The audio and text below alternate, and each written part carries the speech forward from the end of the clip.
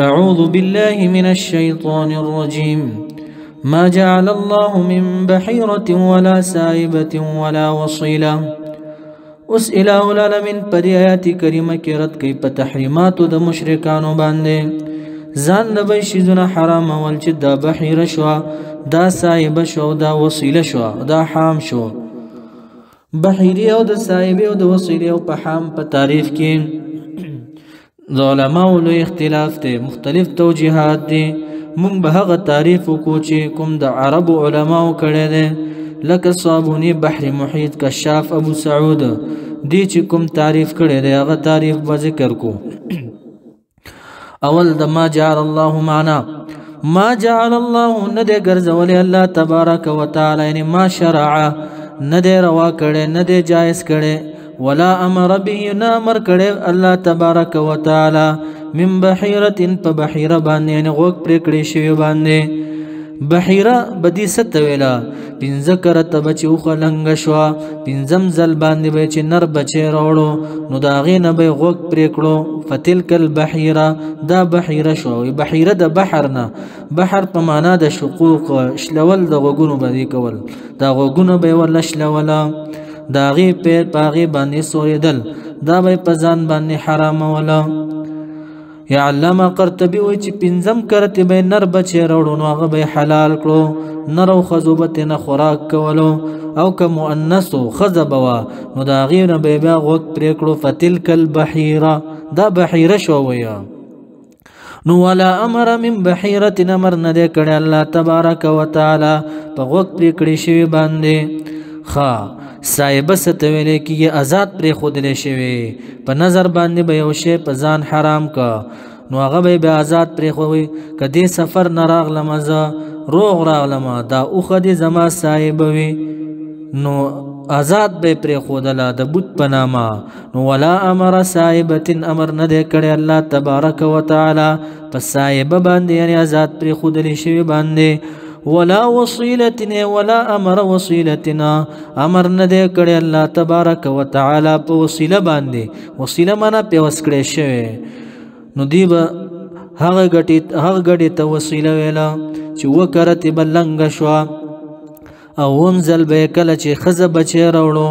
دا به ځان ته ساتلو ک نر بچي به راوړو دی غټي نو د بوت په نامه به منلو او ک نر او خزه دواړه یو ځای پیدا شو نو دی خزه ته به وسیله ویلا وای دی خپل ورور ځان سره په وسکړو یو ځای کړو یعنی د بوت د منخت نه من کړو هغه ته به وسیله ویلا ولا وصيلتنا ولا امر وصيلتنا امر نه دې کړي الله تبارک وتعالى په وسکړي شی باندې یعنی وسیله باندې ولا حام او نه په حام باندې حام بدی چاته ویلا هغه اوخته به ویلا چې هغه نه بلس اوخانه بلار بشي حامل شي نو دی هغه ته به حامل وحما ظهره خپل شای وساتلا خپل ډیوټي ادا کړه په سر باندې به تاج کې خو دا بادشاہ شو د خپل ډیوټي ادا کړه ځان نه به دا شیزونه جوړولو ولکن الذين لكن هغه کسان الله او کفرو چې کفر کړي دي یفترون ځان نه جوړي الله په الله باندې الکذب دروغ لرا واکثرهم اکثر د دین چې لا یقلون عقل لري واذا ورکل قيل چې ویل چې لهم دي مشرکانو ته تعالوا راشي الى ما الى حكم ما فیصله دا قران کریم لره انزل الله چې نازل کړي الله تبارک وتعالى وإلى الرسول وراشي فیصله د رسول الله صلى الله عليه وسلم ته الہ خو پدی باندې امر نه کړي پدی وسیله او صاحب او حام باندې قالوا نويل بدی مشرکان حسبنا منا کافینا کافی دې مونږ لره ما اغدینا وجدنا منا چې مونږ کړي دې مونږ علیه پاغي باندې ابانا پلاران زمونږه بس مونږ ته مشرانو دا ویری دي چې دا بحیره او صاحب او وسیله حام دا حرام نه بس مونږ د مشرانو پسې روان یو رب کریم جواب کوي د دې ولو کان اگر کوه باهم پلاران د دې نکونه د دې لا علمون چې نه پوي د دې شین پس شي باندې ولایت تدون نه په هدایت باندې بیا مور پسې روانو یا ایها الذين امنوا ایمان ولو علیکم انفسکم لازم دی پتا سو باندې ساتنه د ځانونو خپل لرا علیکم انفسکم منا لازم دی پتا سو باندې ساتنه د ځانونو خپل لره یعنی اصلاح انفسکم اصلاح د نفسونو خپل لره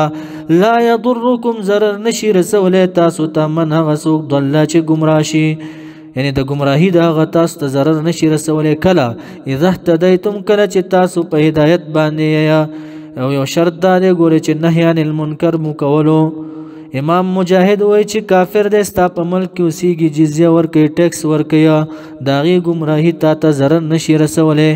یا عبدالله ابن عباس وای چې کله ته امر بالمعروف او نهی عن المنکر کې د هغې ګمراهي تا ته ضرر نشي رسولی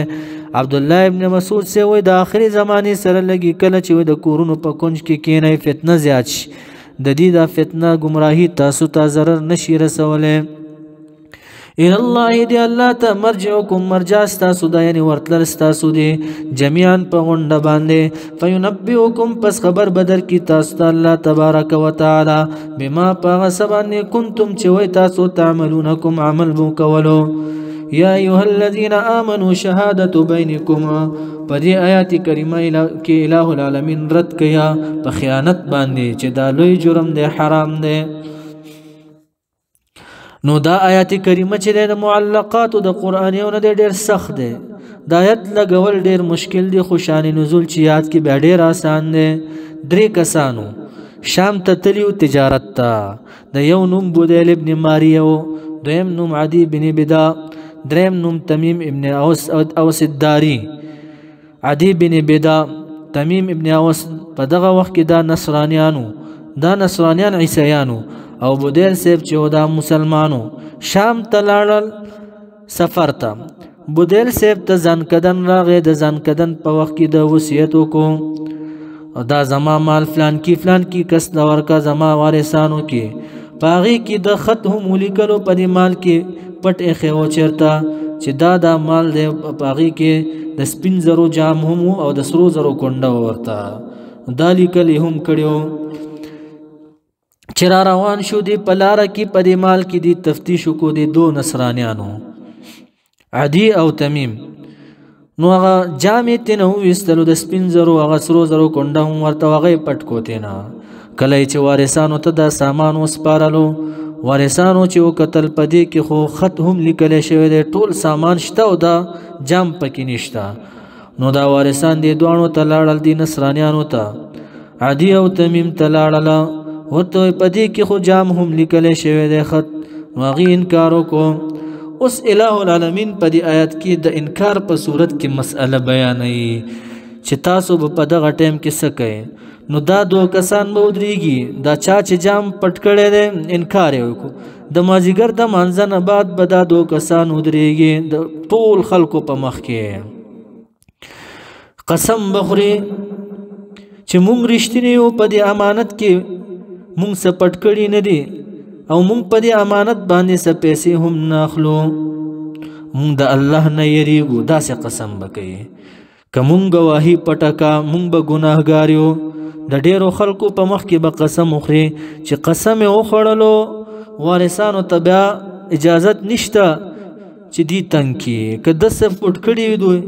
بس لاړو ویې خوړلو وارثان ترېنه بیا نشي غوښتلی اوس بله مسئله دا ده وروسته پته ولګېده چې دا جام دې سره دی صحیح طریقې باندې څه نښو نه پته ولګېده لکه دې چې کوم جام پټ کړی و د مدینې منورې په یو زرګر باندې خرڅ کړی و نو دا بودیل صاحب وارثانو بیا ولیدل چې هلته پروت دی هغې ته لاړل دا خو زمونږ دی وی نو هغې ورته ویل چې دا هغه عدي او تمیم په مونږ باندې خرڅ کړی دی نو دوی هغې ته لاړل نو هغې بیا انکاري شو نو په دغه ټایم کې بیا مسئله څه ده مسئله داسې ده چې د مړي د وارثانو چې کوم ډېر نږدې دي مړي ته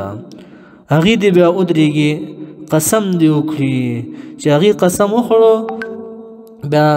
په قاضي باندې دا لازم دي چې دغه زمانې په قاضي باندې په زبردستۍ باندې د هغې نه دا واخلي لکه جام یا نور څه نو دا مسئله ده اول د آیت کې الہ العالمین وایي چې مؤمنانو لازم دي په تاسو باندې ګواهي نیسئ چې دا اختلاف نه جوړیږي د مرګ په ټایم کې یعنی چې بیماری تا ته ډېر زیاته شوه په سفر کې یا ایها الذین آمنوا اے د ایمان والاو شهادت بینکم گواهی د پمنځ تاسو کې اذا بغ وخت کې حضرات چې حاضر شي احدکم یو کس تاسو لرا الموت مرګ حين الوصیه په وقت د وصیت کې گواهی څه شی د اسنانی دوا یعنی شهادت بینکم گواهی د پتا سو باندې دو گواهان بنی سیا گواهان بنی سیا لکه کبدل سیف دا گواهان نیولې د لانجه بنه جوړې دا سوق با زوا عدل خوندان د عدل سوق به گواهی نیسه په گواهه کې زوا عدل خوندان د عدل منکم استاسنا یعنی من دینکم د دین استاسنا او آخران یدو نور من غیر دینکم من غیرکم منا من غیر دینکم بغیر د دین استاسنا نو دا من غیر دینکم چې اوس دی دا په اجماع سره دا منسوخ دی کافر په گواهه کې نشي نیولې یا بعضی معنا داسې کوي منکم ای من اقربائکم د خپلوانو نه گواهانو نیسیا او آخران یا دو نور من غیرکم من غیر اقربائکم بغیر د خپلوانو نه بیا دا منسوخ نه دی که من غیر دینکم شي چې کافرانو نه بیا دا منسوخ دی په اجماع سره ان انتم کچره تاسو ضربتم ای سافرتم سفر کوي تاسو فی الارض پزمکه کې کله بدا گواهان نسی فاصابتکم چورسیږي تاسو ته مصیبت الموت غم د مرګ مصیبت د مرګ در تنزدې شو تحبسونهما پس بندوي به دا دوانه دا گواهان چې داوه مو په وکړه چې تا خیانت کړې ده لکه دا د نصرانیان عدی او تمیم من بعد صلاة العصر رست د مازیګر مانځنه د خلکو په مخ کې به ودروي فیقسمان پس قسم بخړي دا دوانه دا عدی او دا تمیم بالله په الله باندې یا نور کله مسله چاته پیښه شو د غصب کیا بالله په الله باندې ان ارتبتم دا بکله ودروي ان ارتبتم کله چې تاسو شککتم شک کړو اے وارثانو د مړو قسم بکله خوري ان ارتبتم کچره تاسو شک وکړو پدی باندې بیا حلفو بیا قسم په خوره پدی باندې قسم ورکې دی لرا وليقول وای بدا گواهان لا نشتري ناخلو مونږ به پر امانت باندې سمنن پیسې ناخلو رب کریم فرمای دا ولو کان ولګو تحبسونهما سرا تحبسونهما بندوي بدی گواهان لرا ولو کان ذا قربا اگر کو خپلوان وستا سودا شاهدان بیا بم بندویا ولا نکتم وی بدا گواهان نه پټو مون شهادت الله گواهی د الله ان کتمناها کچری پټ کوم دا گواهی دا سبویا ان کنا یوبا مونږه شوبا مونږه یا یوبا مونږه اذن حين اذن په دغه وخت کې لمن الآثمين خامخا د ګناهګارانو نه اوس دویم صورت بیانوي فإن عثر من اطلع على خيانتهما کچری اطلاع ملاو شا په خیانت د دیوانې چا اول قسم خوړلو رست بیا پته ولګی د چې د دروغ قسم خوړلو دا خیانت ګرځي على انهما یعنی پدې دوانو باندې عادی او تمیم باندې استحق اطلاع ملاو شو په خیانت د دې على انهما پدې عادی او تمیم باندې استحق معنا استوجب چې لایق شو اثمن د ګناه د خیانت نو فآخران فشاهدان آخران پس دو گواهان نور یقومان ادریگی با مقامهما پزید دی دوانو بانده من الذین دعاو قسانونا یعنی وارثانو دمڑینا استحقا چه ثابت دی علیهم پاغی بانده الظلم چه ظلم شوی دی اغی سرزک چه داغی نیدا جام پٹ کرده دی الاولا یعنی دیر نزدی دی منی تا چه دیر نزدی وی اغا با ادریگی فیقسمان پس قسم مخری دا دوانا دمنی وارثان بالله د الله په ذات باندې له شهادتنا خامخ گواهی زمونږ چې دا حق ډیر حق د من شهادتهما د گواهی د دې دوانو نه د عادی او تمیمنا وليقول ويب دا دوانا دا گواهان د مړي وارثان وما اعتدینا تجاوز نه دې کړې مونږه فی ایماننا په قسم زمون کې ان یقینا مونږه که تجاوز کړي دن په دغه ټیم کې لمن الظالمین خامخا یوب د ظالمانو نه بیا به هغه قاضي د وخت په زور باندې هغه اول چې چا قسم کړی دی د هغې نه به هغه سامان واخلي. نو د هغه جام د ابودیل ابن ماریا وارثانو ته ورکړی شو، جام یې ترنه بیا واخیستو. رب کریم فرمایي ذلک دا حکم چې دی ادنا معنا اقربو ډیر نږدې دی ان یأتو دا چې تاسو راتله به کوئ بالشهادت په ګواهۍ سره دا اول گواهی کوونکی او بیا سم گواهی کوي علی وجهها په ښه طریقه او په شان خپل باندې کما کانت دروغ به بیا نه وایه علی وجهها منه په ښه طریقه او په شان خپل باندې او یخاف بل یخاف بلکې یریږي به دی دا اول گواهی کوونکی ان ترد د دې خبرې چې دا به رد کړی شي ایمان بعد ایمانهم دا قسم په وارثانو باندې د مړي وارثانو باندې بیا به دا صحیح قسم خوري دروغ بنویا. واتقوا الله ويرګي د الله نه واسمعوا واوریا والله الله تبارك وتعالى لا يهدي القوم الفاسقين هدایت نکي قوم فاسق ته یعنی خیانتګر ته. نو دا اول گواهی کوونکی به یریږي ان ترد ایمانون د دې خبرې نه چې رد بکړی شي دا قسم په وارثانو د مړي باندې ایمان هم وروسته د قسم د دینه بیا به صحیح گواهی کوي صحیح قسم بخوري دروغ به نه وایي.